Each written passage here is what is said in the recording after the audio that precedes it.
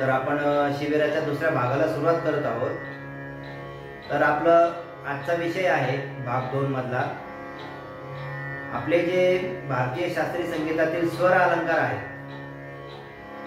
तर या स्वर अलंकाराचा आपण भारतीय शास्त्रीय संगीतातील जे राग आहेत भूप, यमन आणि अजून काही बरेचसे भिमप्लास वगैरे, तर या रागांमध्ये वापर करू शकतो।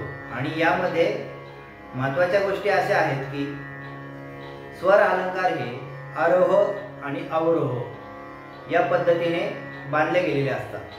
त्याचबरोबर रागामध्ये स्वर अलंकाराबरोबरच आरोह, अवरोह, वादी, संवादी, रागाची जाती, त्याचबरोबर रागाचा प्रहर या गोष्टी देखील तितक्याच महत्त्वाच्या आहेत।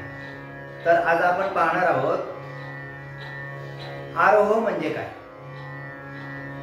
जसं आपण सकाळी पाहिलं सा रे ग म प ध नि सा, हा जो स्वर अलंकार आहे एक एक स्वर वरती चढत जातो, आवाजाची उंची देखील त्याचप्रमाणे चढत जाते। म्हणजे काय, स्वरांचा जो चढता क्रम आहे त्यास काय म्हणायचं, आरोह असे म्हणतात। हा सा नि ध प म ग रे सा। आता ही कन्सेप्ट तुमच्या लक्षात आली असेल की स्वरांच्या उतरत्या क्रमास अवरोह असे म्हणतात, चढत्या क्रमास आरोह आणि उतरत्या क्रमास अवरोह, हे लक्षात ठेवा। आता त्याचप्रमाणे या स्वर अलंकाराचा रागांमध्ये कशा पद्धतीने वापर केला जातो। आता इकडे बघा, समजा राग भूप आहे, राग भूपचे स्वर काय आहेत, सा रे ग प ध सा, सा ध प ग रे सा। एकदा आपण हार्मोनियमवर वाजूया,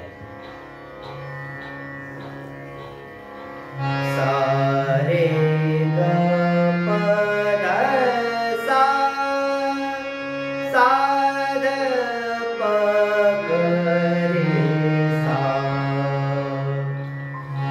म्हणजेच काय, तर स्वरांचा चढता क्रम हा प्रत्येक रागामध्ये घेतला जातो आणि उतरता क्रम देखील प्रत्येक रागामध्ये घेतला जातो। स्वरांच्या चढत्या क्रमास आरोह असे म्हणतात। जसं राग भूप मध्ये सा रे ग प ध सा आणि अवरोही सा ध प ग रे सा। त्याचप्रमाणे राग यमन जर घेतला तर काय होईल, नि रे ग म ध नि सा, सा नि ध प म ग रे सा।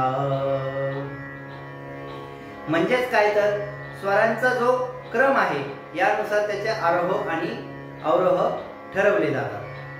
शुद्ध स्वरांचा आपला रेग्युलर जो अलंकार आहे सा रे ग म प ध नि सा, सा नि ध प म ग रे सा, याप्रमाणे आपण समजा एक अलंकार घेतला परत, सा रे ग म प ध नि सा। म्हणजे तीन तीन स्वरांनी गोंबलेला हा अलंकार जसा जसा पुढे उंचीनुसार वाढत जातो तो सुद्धा एक आरोही अंगानेच घेतला जातो। आणि ज्याप्रमाणे तो स्वरांनुसार खाली पण येतो, सा नि ध प ध प म ग रे सा। म्हणजे थोडक्यात काय, तो अवरोही अंगाने खाली येतो म्हणून त्यास अवरोह असे म्हणतात। आता आपला पहिला विषय कंप्लीट झाला, आरोह आणि अवरोह। हा, आता समजा प्रत्येक रागामध्ये वादी आणि संवादी हे स्वर असतात। भूप मध्ये सर्वात महत्त्वाची गोष्ट अशी आहे की हा आहे 5 स्वरांचा राग। 5 स्वरांचा राग म्हणजे कोणता, याची जाती काय झाली, ओढव। 5 स्वरांच्या रागाच्या जातीला काय म्हणायचं, ओढव जाती। 6 स्वरांचा जर राग असेल तर त्याला शाडव जातीचा राग म्हणायचा। 6 स्वरांच्या जातीच्या रागाला शाडव राग असे म्हणायचं, शाडव जातीचा राग। हा, आता इकडे बघा, राग भूप मध्ये सा रे ग प ध सा, सा ध नीट बोटावर मोजा. सा रे ग प ध, कारण सा डबल आलेला आहे, त्याच्यामुळे यामध्ये 5च स्वरांचा वापर केलेला आहे, म्हणून याला ओढव जातीचा राग म्हणायचं. अशा रागाच्या जाती आहेत ज्याच्यामध्ये ओढव, शाडव, ओढव संपूर्ण. ओढव संपूर्ण म्हणजे काय की ज्या रागाच्या आरोहामध्ये 5 स्वर येतात पण येताना सगळे स्वर घेतले जातात, त्याला म्हणायचं ओढव संपूर्ण. आणि ज्या रागामध्ये आरोहामध्ये 6 स्वर घेतले जातात आणि येताना सर्वच स्वर घेतले जातात त्याला शाडव संपूर्ण जातीचा राग म्हणायचं. आणि एक संपूर्ण जातीचा राग असतो. संपूर्ण म्हणजे काय की ज्याच्यामध्ये सर्व स्वर घेतले जातात म्हणून त्याला संपूर्ण जातीचा राग म्हणायचा. आणि एक संकीर्ण जाती असते. संकीर्ण म्हणजे ज्याच्यामध्ये स्वर सगळेच असतात पण ते उलटून पालटून असतात, त्याच्यामुळे आपल्याला रागाच्या जाती देखील तितक्याच महत्वाच्या आहेत. तर आता आपण काय करूयात, राग भूप मध्ये जो सारे ग प ध सा हे आरोह आहे, साध प ग रे सा हे अवरोह आहे, यामध्ये अलंकार कसा तयार करायचा ते आपण आज पाहणार आहोत. तर पाहूया. आता हो का, राग भूपचे स्वर सा रे ग प ध सा, सा ध प ग रे सा. आता जसा आपला स्वर अलंकार आहे सा रे ग म प ध नि सा, सा नि ध प म ग रे सा. आता यामध्ये आपल्याला 3 स्वरांचा अलंकार केला आपण. सा रे ग रे ग म प ध प ध नि सा, सा नि ध प ध प म ग रे सा. आणि हाच आपल्याला जर भूप रागामध्ये तयार करायचा असेल तर कसं करावं लागेल, सा रे ग प. आता असं का केलं तर भूप रागामध्ये म आणि नी हे स्वर वर्ज्य आहेत म्हणून. आता वर्ज्य स्वर म्हणजे काय तर रागामध्ये जे स्वर घेतले जात नाहीत त्यांना वर्ज्य स्वर असं म्हणायचं. म्हणून अलंकार कसा तयार होणार, सा रे ग प ध सा, सा ध प ध प ग रे सा. आता अजून 4 स्वरांचा करायचं म्हटलं तर कसा होईल, सा रे ग प ध सा, सा ध प ग रे सा. स्वरांच्या चढत्या क्रमाने 4 स्वरांचा घेतला आणि उतरत्या क्रमाने 4 स्वरांचा घेतला. याप्रमाणे आपण प्रत्येक रागामध्ये आरोह आणि अवरोह घेऊ शकतो. हा, आता रागातील वादी स्वर. वादी म्हणजे काय, मुख्य स्वर. जे स्वर रागामध्ये मुख्य असतात आणि मुख्य स्वरांच्या खालोखाल जो स्वर असतो त्याला संवादी असे म्हणतात. आता वादी आणि संवादी, वादी आणि संवादी म्हणजे काय की राग गाताना ज्या स्वरांमुळे तो राग ओळखला जातो त्या रागांना त्याचे वादी संवादी असे म्हणतात. थोडक्यात आपल्याला समजा एक उदाहरण द्यायचं झालं तर, आपल्या नगरवरून समजा एखादी एसटी निघाली आणि ती पुण्याला जाणार आहे, तर आपला मुख्य स्टॉप कोणता झाला, नगरचा, आणि संवादी स्टॉप कोणता झाला, पुण्याचा. तसं पुण्यावरून जर निघाली तर मुख्य स्टॉप पुणे होईल आणि संवादी स्टॉप नगर होईल. अशाच प्रकारे आपल्याला म्हणजे राग गाताना कुठे थांबायचंय हे वादी आणि संवादी आपल्याला सांगतात. तर हे आपल्याला कळणं खूप गरजेचं आहे. आता समजा रागभूप, रागभूप मध्ये वादी संवादी रागाची जाती आणि त्याचप्रमाणे रागाचा थाट देखील महत्वाचा आहे. भूप प्रमाणेच राग भिमप्लास आहे. भिमप्लास मध्ये निसा ग म प नि सा, सा नि ध प म ग रे सा. आता यामध्ये कोमल स्वरांचा वापर केलेला आहे. तर त्याच पद्धतीने जसा आपण हा अलंकार केला, सा रे ग म प ध नि सा, सा नि ध प म ग रे सा. हा आपण भिमप्लास मध्ये करूया.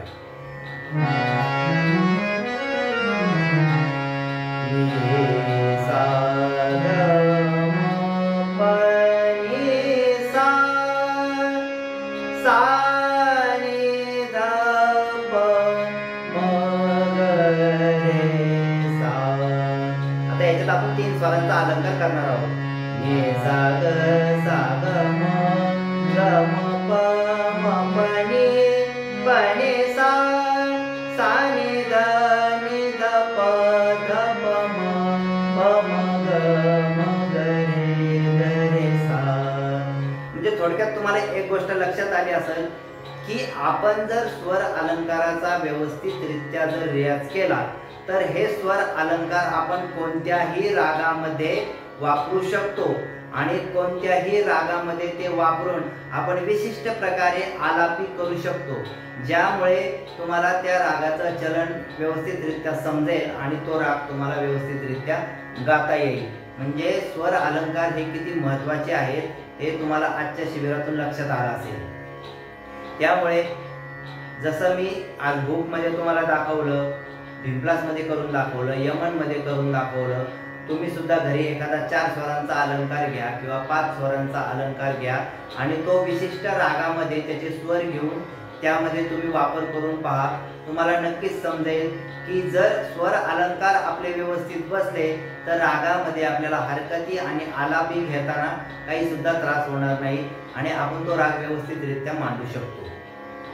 त्याच्यामुळे जे बेसिक अलंकार आहेत 4 स्वरांचे, 5 स्वरांचे, 6 स्वरांचे, 7 स्वरांचे, याचा आपण रोज स्वरांमध्ये तर रियाज केलाच पाहिजे, पण आकारांमध्ये देखील रियाज करणं खूप गरजेचं आहे.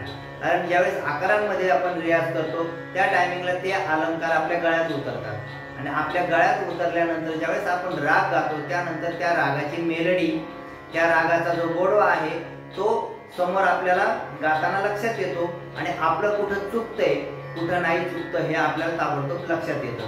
नुसतं रागाचे आरोह अवरोह घेऊन ते गाणं आणि सरांनी सांगितल्याच्या नंतर जे आलापी वगैरे हे करणं, त्यापेक्षा तुम्ही त्यामध्ये स्वर अलंकार वापरून पहा आणि त्या पद्धतीने ते 3 मात्रे 4 मात्रेमध्ये, 6 मात्रेमध्ये, दादऱ्यामध्ये, केरव्यामध्ये बसवण्याचा प्रयत्न करा.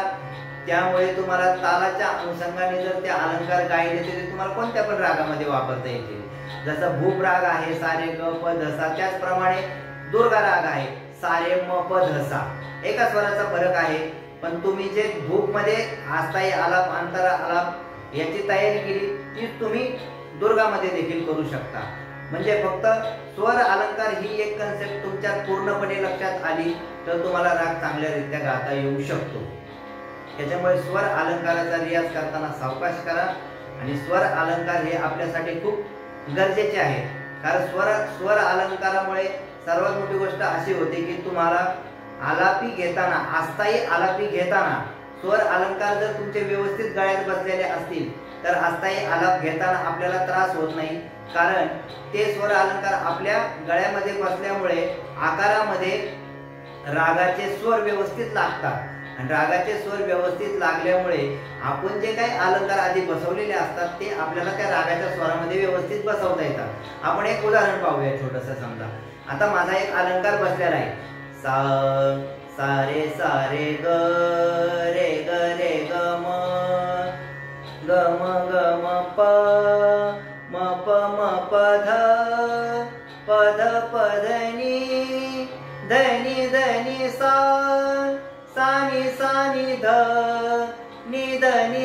प ध प म प म ग रे सा. आता हा अलंकार आपण राग भूप मध्ये वापरून पाहूया. सा रे ग रे ग प ग म ग प ध प ध सा सा ध प ध प ग रे सा.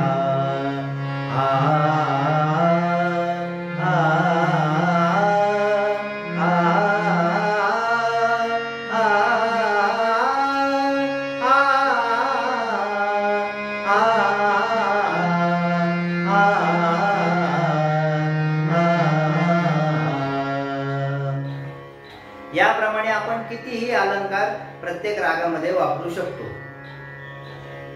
धन्यवाद.